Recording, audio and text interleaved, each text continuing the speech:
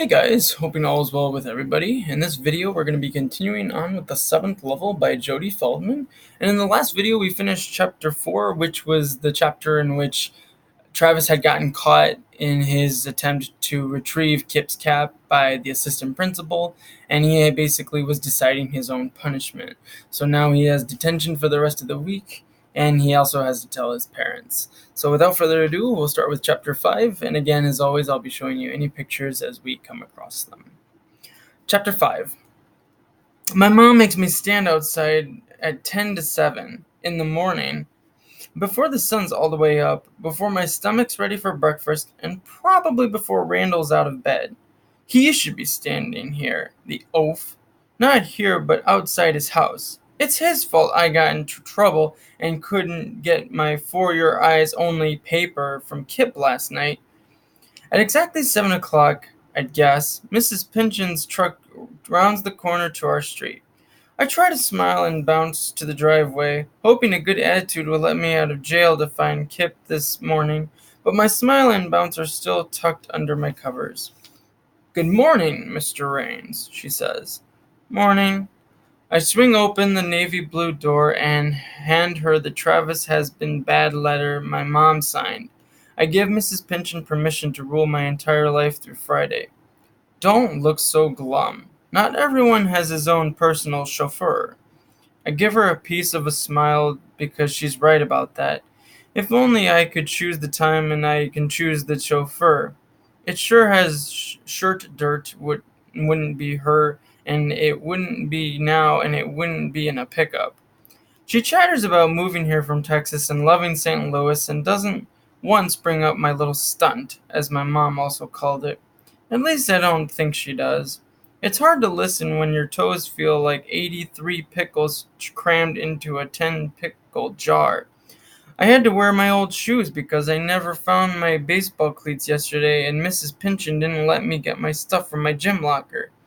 I rode my bike home in sock shreds after I helped Mr. Mackenzie lug 10 more than half my height cases of toilet paper into the school. So I'm also trying to flex my arms, which will be sore, until the 4th of July. We pull up to the building, and there, hanging on the bricks where Kip's cap hung yesterday, are two huge banners. The first is a new one, Legend Blue, painted with floating money. The second one has been around for years, a blue triangle and square, interwoven, the symbol of the legend. Normally, I'd get running circles excited, but I can see myself stuck in Mrs. Pinchon's office while every other kid is winning prizes or playing soccer all day or doing whatever the legend dreamed up, whoever they are. No one knows how the legend members get picked or where they meet or how and when they hang the banners. No one knows how they've been able to keep everything secret for so many years. But everyone hopes for one thing, to be a member. I point to the banner. "Yes," drawls Mrs. Pinchon. "What's the event?" I say, chickening out from asking the real question. "You'll have to wait and see." Will I get to see? That's the question. She doesn't answer for what seems like hours. Instead, she pulls her into her parking space. I can't punish myself or any teacher by making one of us stay behind with you. I follow Mrs. Pinchon down the noiseless hall into her lightless office. This dark, her chair looks like a grizzly, and her coat rack with her spare jacket and hat looks like a burglar. She sets her briefcase on the bear's lap, gives her I Love Lucy lunchbox to the burglar, and puts her purse into her desk drawer. Then she turns on the lights. She points to a small table and chair on the same wall as the door. I took the liberty of having Mr. Mackenzie deliver this here, seeing as you'll be my guest this week. No video games? I better not joke. Instead, I drop my backpack next to a card that's white at the top and stapled to a strip that's puke yellow on the bottom. I hand it out to her. "Oh, right," she says. "I need you to read this and sign." The white part says I'm her slave for life. Or not, just that I recognize I've been a bad boy, and if I continue to do dangerous stuff, I may not get all the privileges other kids get, and blah blah blah in little print on the white part. I sign the puke yellow strip. She files in her top desk drawer, swivels in her chair, and turns on her computer.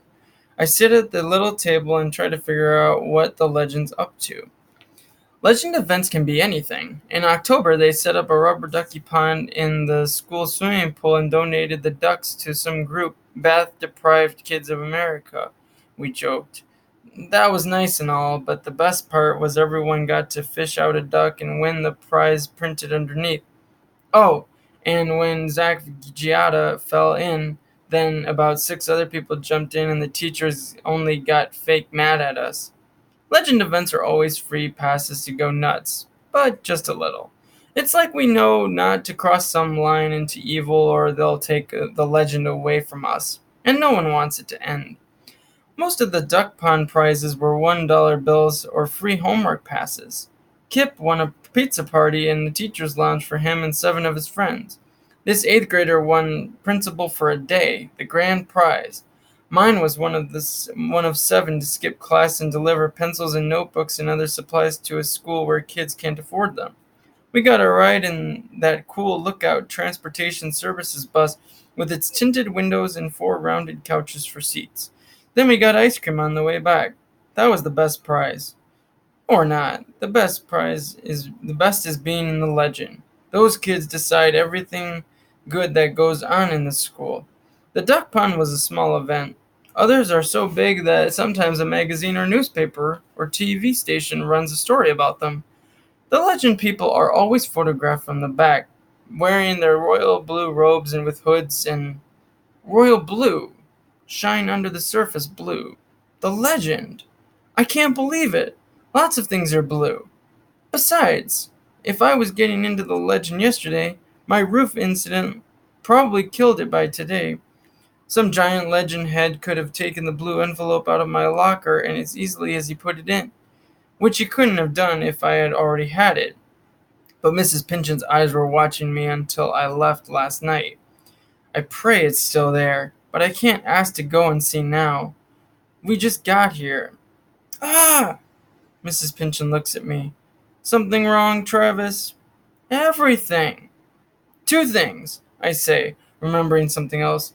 I need to tell Coach Ford why I won't be at baseball practice this week. Mrs. Pinchon holds up a finger, gets on the phone, and tells Coach to come to the office. And the other thing? It's probably not what you want to hear, Mrs. Pinchon, I say as politely as I know, but exactly what am I supposed to do this morning? Your homework? Read a book? Great. Now you sound like my mom. She smiles, big. And what did you say to your mom? That I already did my homework and I don't know anything worth reading? She exhales loudly. While I take care of that, she says, why don't you take care of these? She opens a drawer, pulls out my baseball shoes, then leaves. There's a rule against wearing cleats to class, so I stuff them into my backpack, wishing she'd send me to my gym locker to change into shoes that fit. For now, I'm stuck here with nothing to do besides explore her office. The photos on her wall are of kids at the school, not family. Did she ever get married? Or did people joke and call her Mrs. Pinchon since she was born much longer than 40 years ago? One diploma is almost that old. Another is dated 12 years ago. And the third is from less than 2 years ago. When I'm her age, you won't catch me going back to school. I sit on my hands in her chair so I won't touch the papers fanned on her desk. I look, though, to see if anything's about the legend or me. Yellow invoice for the toilet paper. Blue sheet about school clubs. White one with, oh, can't see. I reach in, call link, ink, keys. Why can't Mrs. Pinchon carry jangled keys like Coach Ford does? I go to the door to meet him. Travis, he says, holding the S in my name. I don't think I want to see you here. I tell him the story. And what's our motto? I look near his elbow. Play smart, I say. Sometimes I forget when I'm off the field. Do I need to bench you? I look him straight in the eye. No, coach, no. He stares at me like he's trying to decide. I'd be more nervous if this were soccer, the best game in the world because it doesn't care how short you are. Still, I don't know if I could sit there and watch the others swing and stretch and run. I didn't mean to get into trouble. I was trying to do something good. I promise. Coach Ford stopped staring. Remember when we were going back to school after last week's game? Remember what you told me? I shake my head. You explained how you apply lessons you've learned onto the field to your life. I said that? Well, I think that's what you meant when you said something about loving sports because they let you make up for your mistakes the next time the ball comes your way. That's what I was doing with the cap. Why can't any adults see that? Yeah, I say, I was trying, but I guess I wasn't smart enough. He leans against the door. You're still playing soccer next fall. Oh no, where's this going? Yeah, yes, sir. I mean, I'd be playing soccer right now if we had spring soccer. You know that. Mrs. Pinchon strides in and plops a pile of books onto my table. Hello, Coach. She looks at me, then looks back at Coach. I was just about to tell him, Coach says.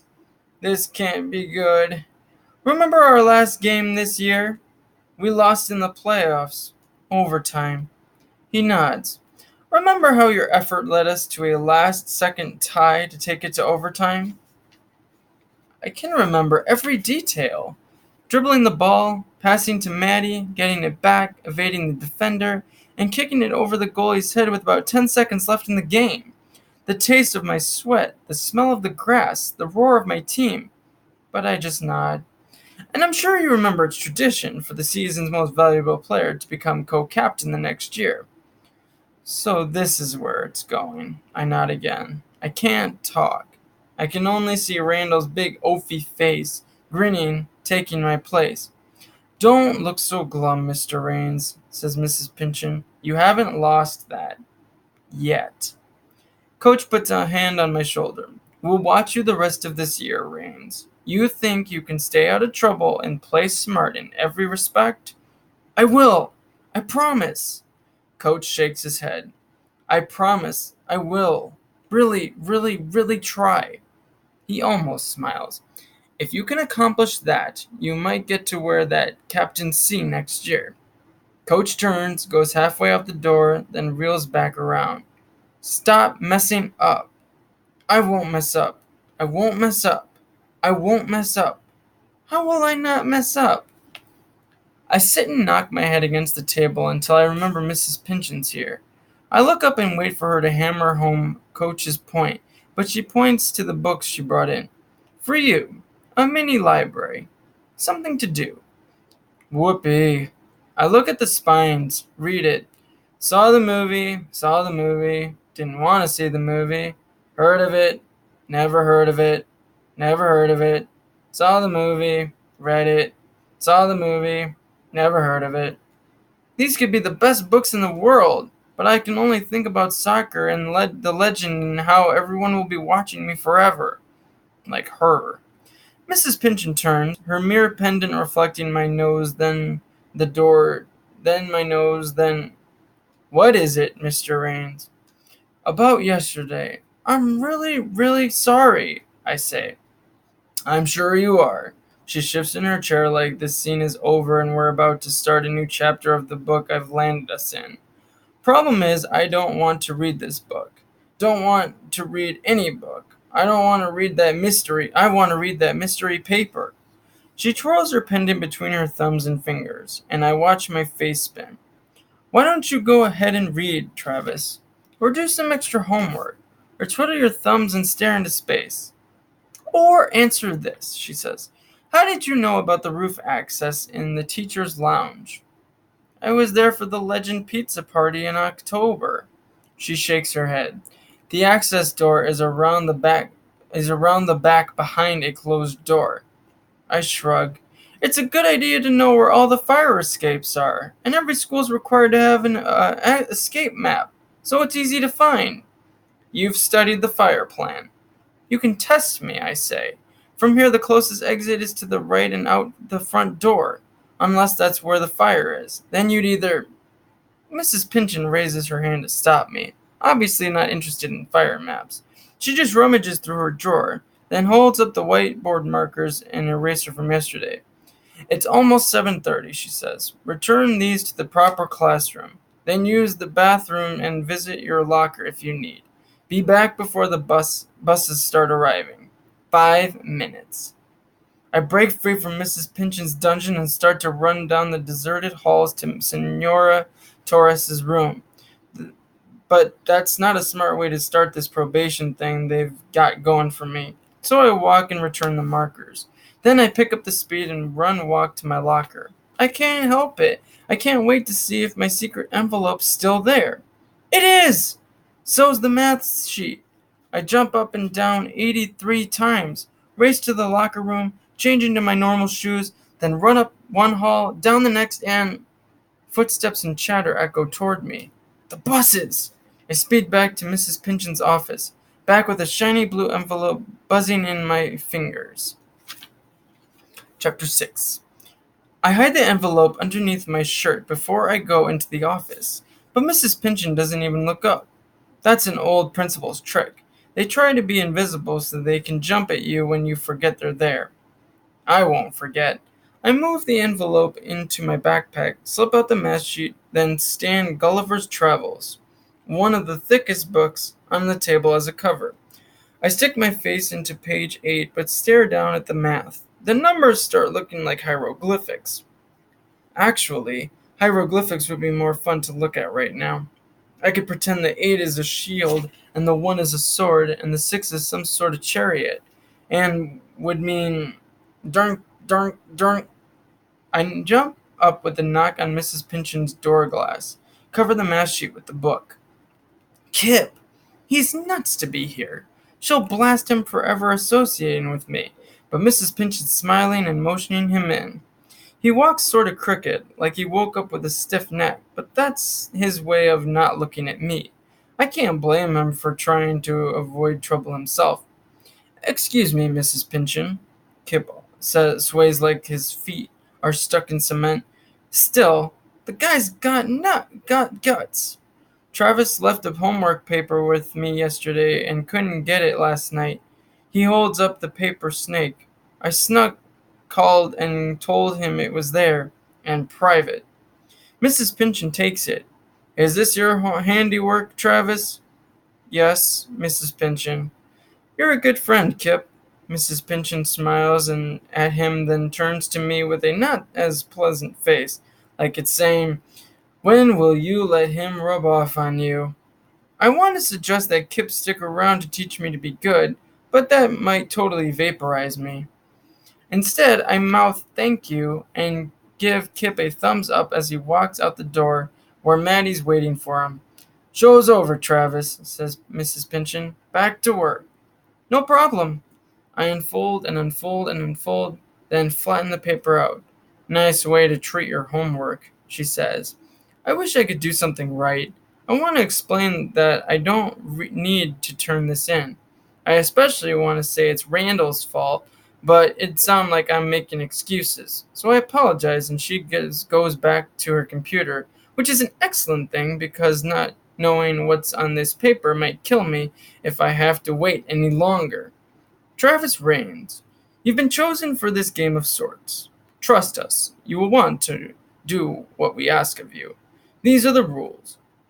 Number 1, everything in this envelope and in each one to come is to remain strictly private. For yours eyes only. Means exactly that. When you receive each new envelope, hide it in others if others are around. Wait until the coast is clear. Our eyes are everywhere. Number 2, every envelope contains instructions toward your journey to our 7th level. Follow what they say and you will receive further instructions. Number 3, solve every puzzle and perform its ensuing task quickly. Time is of the essence.